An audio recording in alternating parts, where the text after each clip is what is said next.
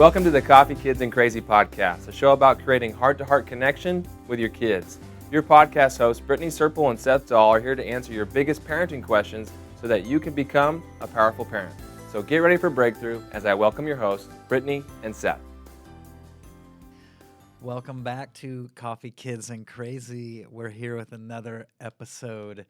This time we're going to be talking about siblings, children in the same house. They love it when we talk about their kids fighting. Yeah, for some they do. reason. They really love it. And so we have a great meme for this one. I gotta find it. I know you got to find it. It's a I'm great trying to meme. find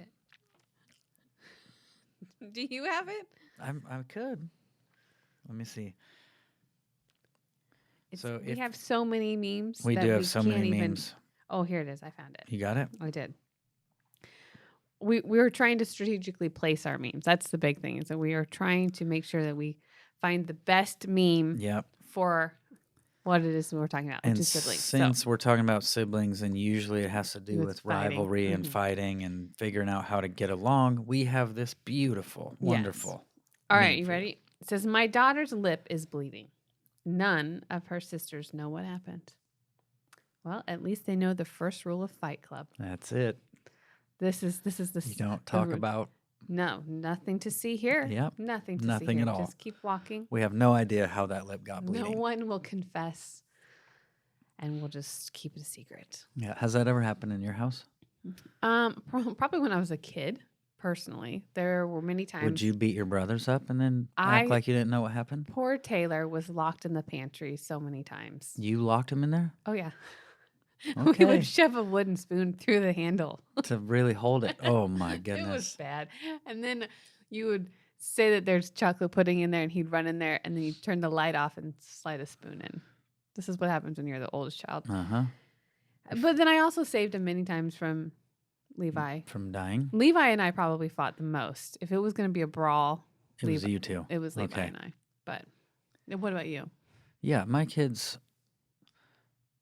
they fight.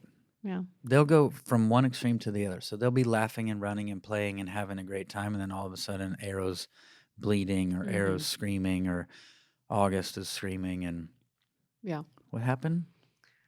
He punched me, Ira. Okay. Yeah.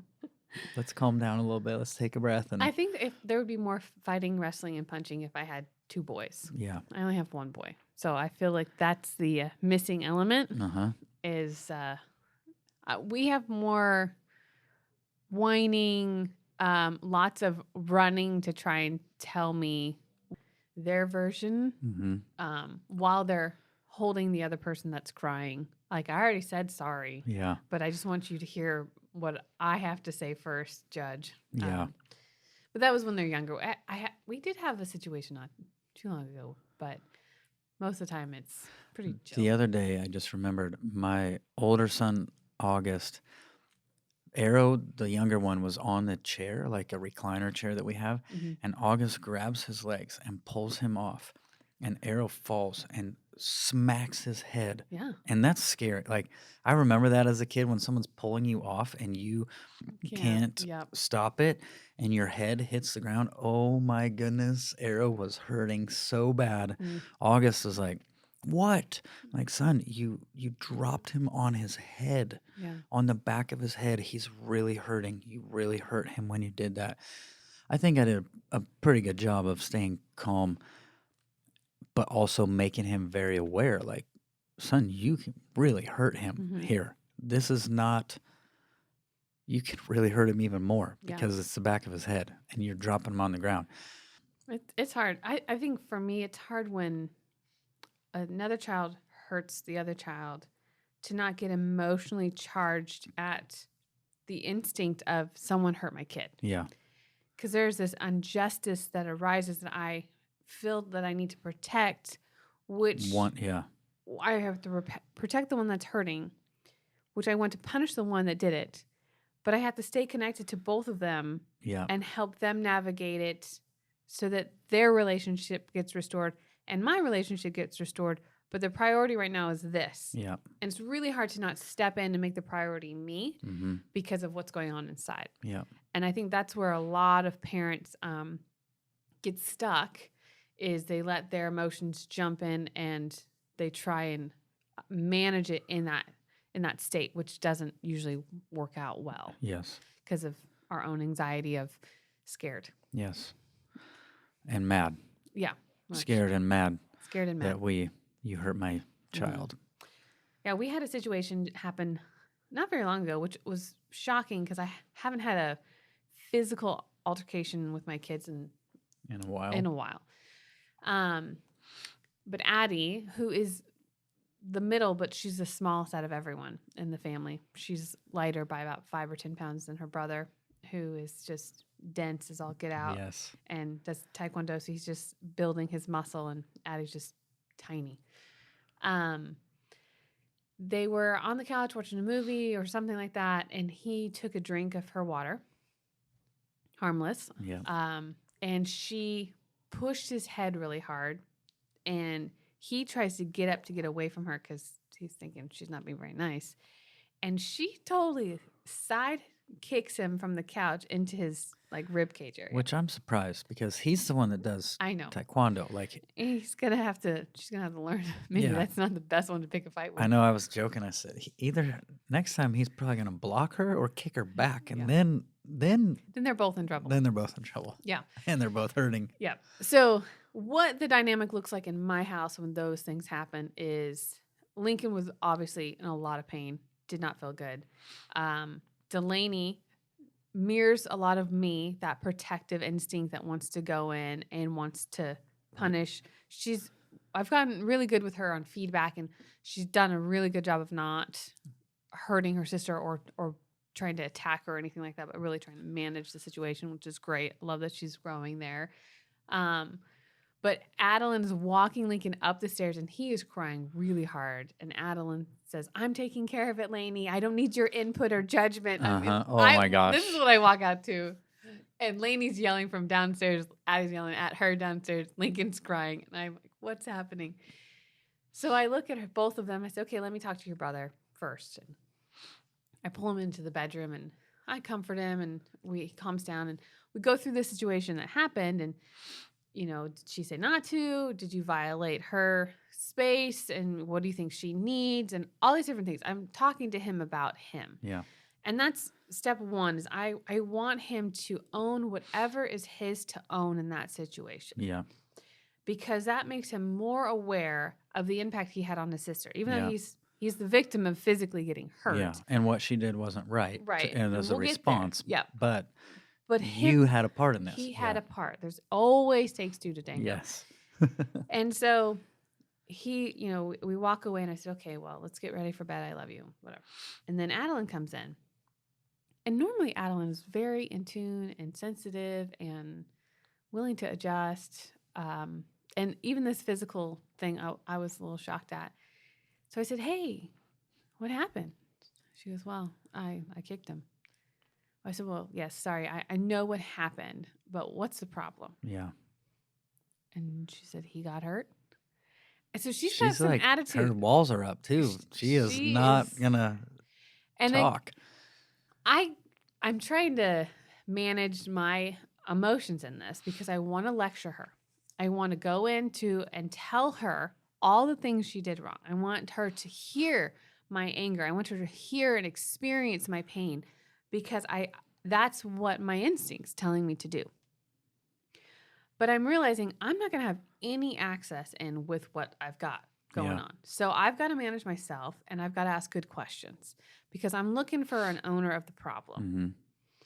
So I say, so what's the problem? She goes, he got hurt. I don't know. And she kind of starts laughing at her response, which, again, very out of character for her. Yeah. And I'm just kind of like, okay, well, it doesn't sound like you have a problem you want to fix, and it's bedtime, so go ahead and get ready, and I'll be in to say goodnight. And that was the exchange, was quiet, calm. We'll put this off till a little bit later. So I say goodnight to everybody. Well, by the time I get back to her room, she's wailing. She's a loud crier. She likes us to know when she's upset. And I go in and I say goodnight. She doesn't want to talk to me, cold shoulder. I'm like, okay, well, I love you, honey, and we can talk about it in the morning. And So actually, the next day, I wasn't able to finish the process because I had to go do some filming for the Kylo show.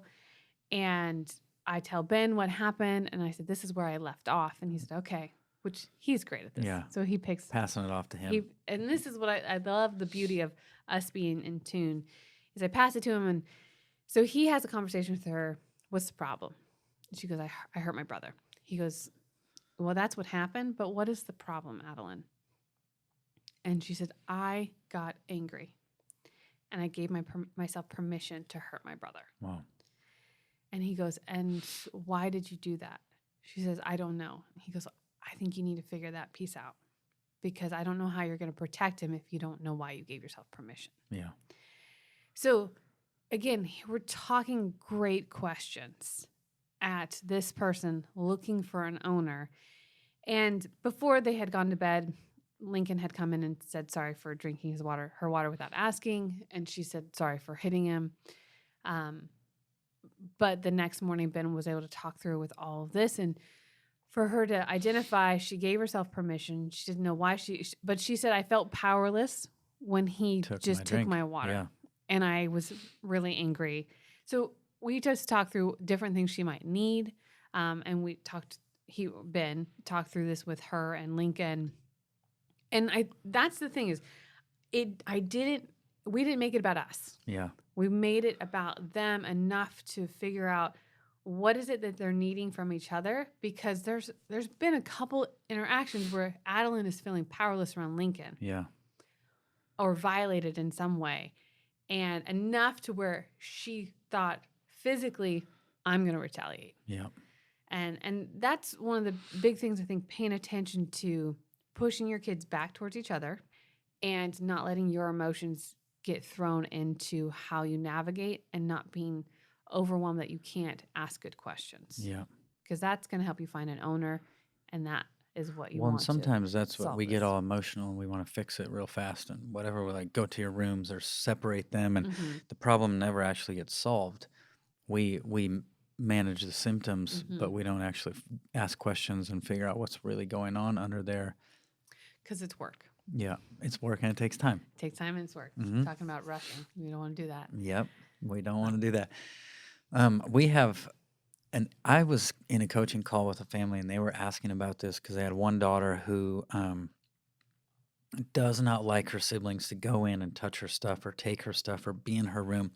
So she shuts the door. They said, hey, you can shut your door. You don't have to let them come in your room. Just shut your door. But then the little girl was going downstairs, and the whole time she's downstairs, she's like looking up, checking, are they going in my room? Are they da-da-da? So we were just talking about some of this, like, oh, your girl is trying to set boundaries with her siblings, but they keep violating them. And so even though she sets a boundary, she's still really, really afraid. And so I started talking about how in our house, it has turned so beautiful. I love what's happening, but back in the day, my two boys would just go into their sister's room, open the door, go in, take stuff, move stuff. That's frustrating. And then Brooklyn would come home, and so she was leaving the house. When she would leave the house, she'd literally study to see where everything was. And make an assessment. Make an assessment so she could come back in and go, my Bible has been moved 1 inch. Someone touched my Bible. Someone touched. And I was like, anxiety to be a lot of carrying. anxiety. Yeah. But that's what this other girl was doing in the coaching call. Was like, she's got so much anxiety because even though she shuts her door, this stuff is still happening. The siblings are still violating my personal space, overstepping their bounds, all this stuff. And so, but with Brooklyn, what I did was I said, hey, because she'd come to me and go, Dad, they took my stuff again. Ah. She's so mad. She's ready to fight. She's ready to kick somebody in the side.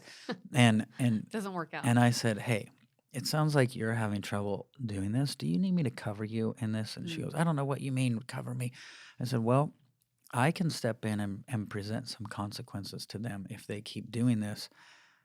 And I will bring it, instead of you having consequences for them for coming into your room, now I can bring consequences to them, and I'll cover you in this. I'll sort of help you in this area so you're not doing it on your own. She's like, yes, I want that. So I went to the boys and I said, they're very motivated by money, both of them. They love money. I mean, they don't love money like in the Negative love stuff. of money, Yeah. but they enjoy having money and they like Every it. kid likes to go to the dollar store. Exactly. And so they have some money, both of Mhm. them. Even Arrow at 5, he's got some money from doing some things. And so I go to them and I said, "So, boys, here's what I think should happen is if you go into her room and take her stuff, you're going to have to pay her money, like $5." And they're like, "What?" What? I said, "Yeah, And I also bring it into, I like to try to work in the golden rule in some of this. So I go, let me ask you this. Do you want your sister to come in and start moving your stuff and taking your stuff? No, I don't Yeah. want. How would you feel if she did that? Mad and like sad. And I'm Yeah. like, yeah, I know. And so you don't want her to do that to you, but then you go do the very thing that you don't want her to do to you, just to help them Yeah. kind of see like you're doing what you wouldn't want anyone to Right. do to you. And if you do that, it's fine, but I'm going to charge you money and you're going to get to pay her. And so she's going, this is Yeah, great, come on Dad. in, guys. Come on in. I'll take $10 every time you come in here. Because they don't come And in one, they come in pairs. exactly, they come in pairs. And so, I covered her. We set this boundary. We helped her. But now, like I've literally watched this over and over. They will walk up to the door, peek in and say, Brooklyn, can we come in? Because I told them, you have to ask permission. You can't just go violate her boundaries. You can't just go in there. You need to actually ask permission. And if she says no, you have to back off and leave. Like, this is just how this goes.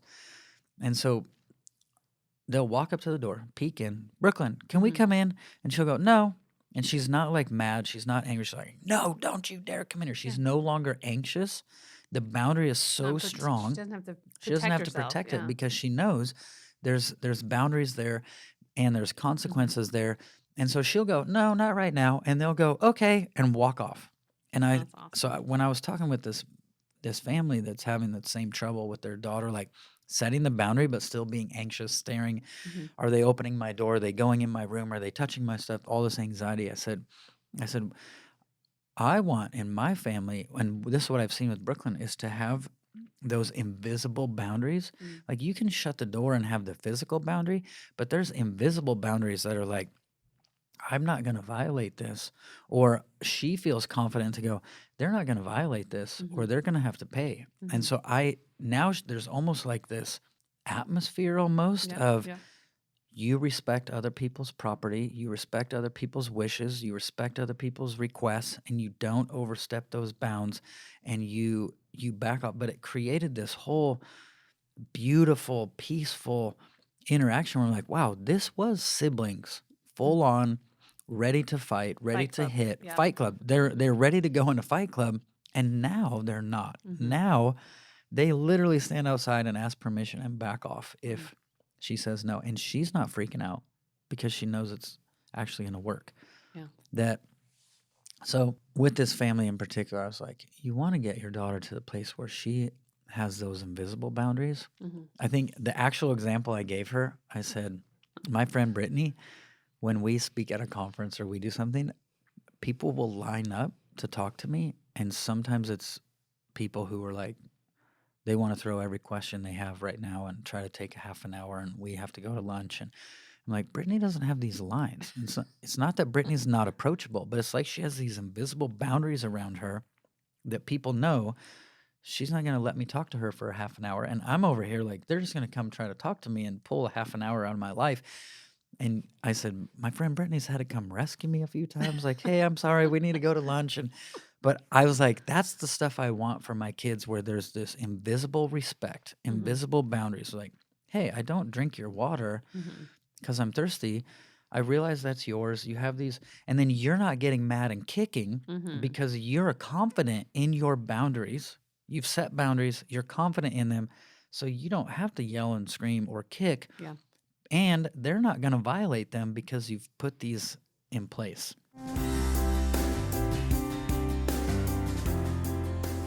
Coffee Kids and Crazy is produced by Loving on Purpose, a nonprofit Christian ministry full of family pastors with a mandate to help create whole, healthy families around the world. If you're looking for kingdom trainings and tools to develop yourself and your relationships, visit lovingonpurpose.com today.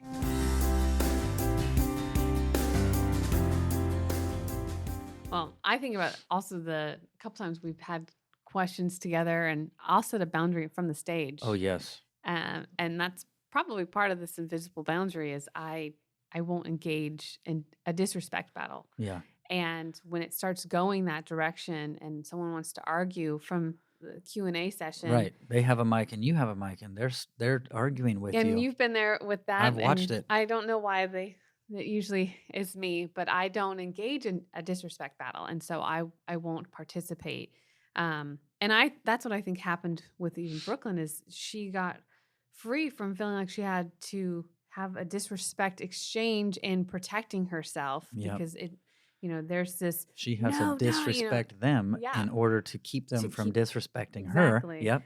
And so you create a culture of respect in your home by modeling it and by covering her and giving her an illustration of what covering means and looks like and application and then the fruit. Mm-hmm. There's a new level of respect that she has towards her brothers Yeah. and that her brothers have towards her and probably other people's property. So you just increase the awareness of and respect grew in your home. And that's a lot of questions I personally get for siblings is their permission and the culture of the home of disrespect Yeah. towards each other. Yeah. From name calling to just breakout brawls to violating boundaries with their bedrooms or their stuff, their personal items. There's somehow a permission that's been granted.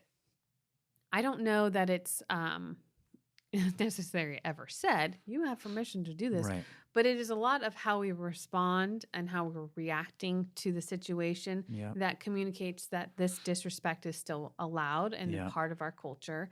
I think that has to do with our ability to navigate our own emotions when we go to this situation with our kids. Yeah. I mean, I'm thinking in the context of Addie and Lincoln and the Mhm. kick. It's like if you got emotionally engaged in there and you're like, now you're disrespecting Addie for kicking him, but then yeah. you're also disrespecting Lincoln for drinking her water. And now you've contributed to the disrespect. You just Yeah. strengthened that culture of disrespect. Yeah. So you didn't actually solve anything because he's like, I can still disrespect you. And she's going, well, I can still kick you and disrespect you. And you're going, well, I can still yell at you again and disrespect you. And we've actually strengthened and encouraged and empowered even more the very thing we don't want. Yeah. When we don't actually step into this in a good way. Mhm. I had a client and she was telling me about how her daughter doesn't ever say please or thank you for anything. And her daughter's 8 or something like that. And she says, it's so annoying that she won't be thankful. She won't engage in this. And they were having behavioral stuff as well with their Yeah. daughter and just kind of eruptions of emotions and different things. And I was listening and I had been meeting with this gal for a little while. And I said, can I ask you a question? She goes, yeah. The funny part, she was recording this for her husband. And I said, how well do you say please and thank you? Almost every time. And she stops and she thinks and she starts laughing. And she goes, oh, my husband's really going to love this. Uh-huh. I said, so what's your answer? She goes, I'm horrible at it. I said, okay. And how respectful are you in the exchanges when your daughter has an outburst of anger or disrespect or something? How do you mirror that? She's like, well, I try to do a good job. She goes, well, how do you feel inside? What's your emotional state? She goes, I'm usually really exhausted and done because it's been happening so much. I said, so let's say most likely you're not able to meet that in the best way. Yeah. And she goes, yeah. I said, we don't realize, but our children are mirroring us way more than we want to pay attention to. Yeah. The culture, the things that manifest, the things that take root, the things that flourish are almost 100% of the time an example of what we are doing ourselves. Because you are the leaders. Yeah. You are the ones that are on display and they mirror us. So technology, TV consumption, or all of it, language, engagement. Yeah, you never know what words actually you use until you hear them come out of your kid's mouth. Like, where'd you learn that? Oh, that was me. I taught you. I remember Lincoln started saying, what the heck? And Oh man. I think he picked it up actually. Arrow did the same thing. And like 2 years later, what the heck? What Like, the heck? And how he was saying it, Ben's dad was staying with us for like we were with them for a month, and he says this inflection, "What the heck?" Like that's just he's always said it. But Lincoln picks it up because we were with him for a month, and I was laughing so hard because he kept it forever. And I say, "What the heck?" I won't deny that, but he picked up his like inflection of it. Yep. But it just shows you our kids are like sponges. So if your siblings are fighting, Yep. and disrespect is not diminishing, and with you staying connected and using the tools, then your approach probably needs some adjustment. Yeah. And you need to be paying attention to what is your emotional state when you're leaning in to navigate and push them back to it. Yeah. That or the consequences they're not believing. So there's Yeah. usually some loose ends that are going on, Yeah. and those are the two that I find most common Yeah. when people are talking about siblings. And Yeah. fighting. One way I like to say that is we're teaching far more to our children when we don't know we're teaching them, because that's it. Like, she doesn't say please and thank you. Do you? No, I don't. Okay, well, you've been teaching her this without realizing you're trying to teach her say please and thank you. But what you're really teaching her is not to say it by how you're living, not by what you're saying. Yeah. I had one more quick example. Years ago, my daughter had started telling her younger brother, I don't want a brother.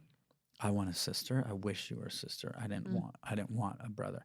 And it only happened a couple times. It wasn't like it was all the time. And I had kind of talked to her like, hey, I know you wanted a sister. I know you really want a sister still at some point. But that's not, we don't want to talk like that. There's no takesy backsies here on family members. But so she had done this a couple times. But one night I go into August's room and he's crying. And I said, hey, buddy, what's happening? And he's like, Brooklyn says that she doesn't want me, that she doesn't want a brother. And he's just losing it. And I'm like, oh, buddy. So I comfort him. I snuggle him. And I go in to her room and I'm talking with her. And I said, hey, your brother's crying.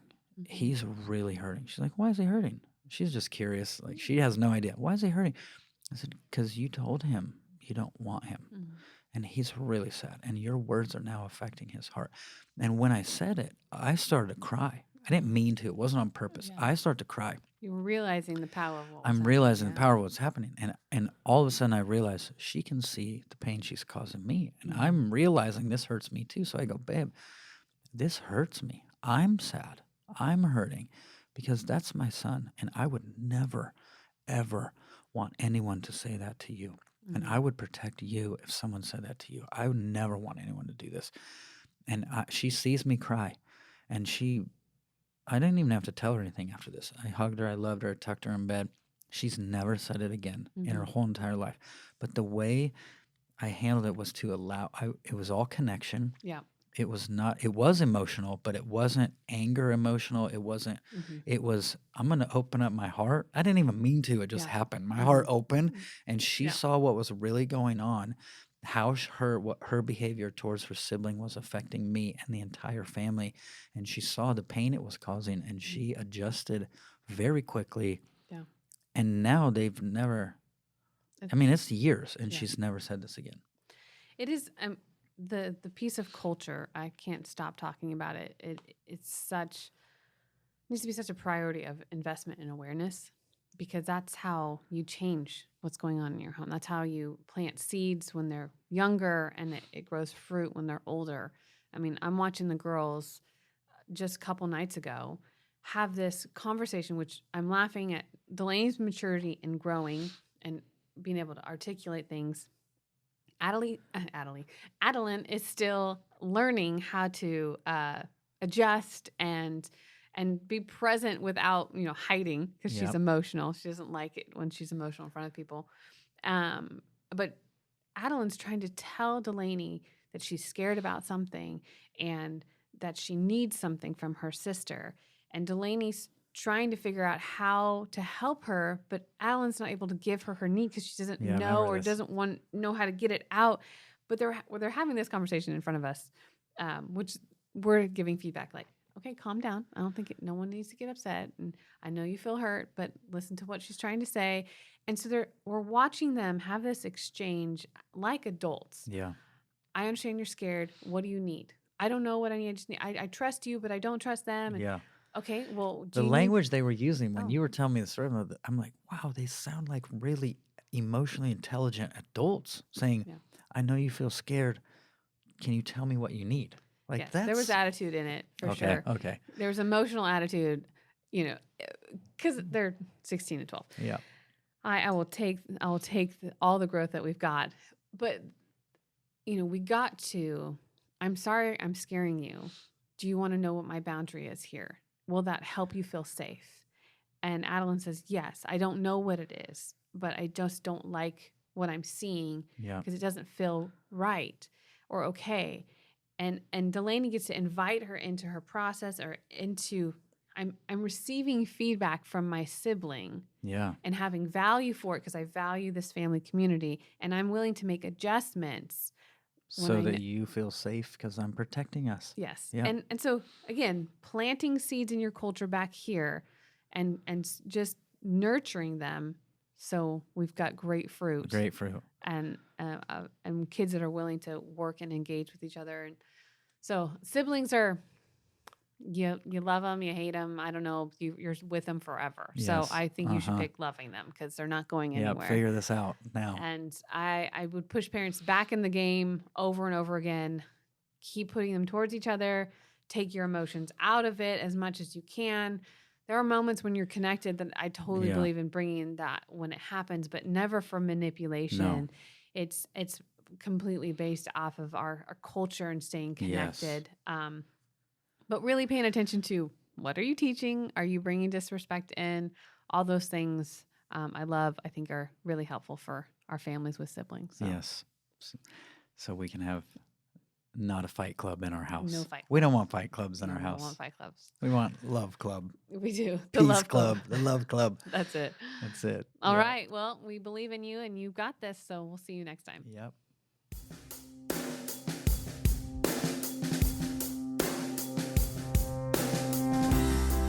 Thanks for listening. Never miss an episode of the Coffee Kids and Crazy podcast by subscribing on Apple Podcasts, Spotify, or watch it on the Loving on Purpose YouTube channel.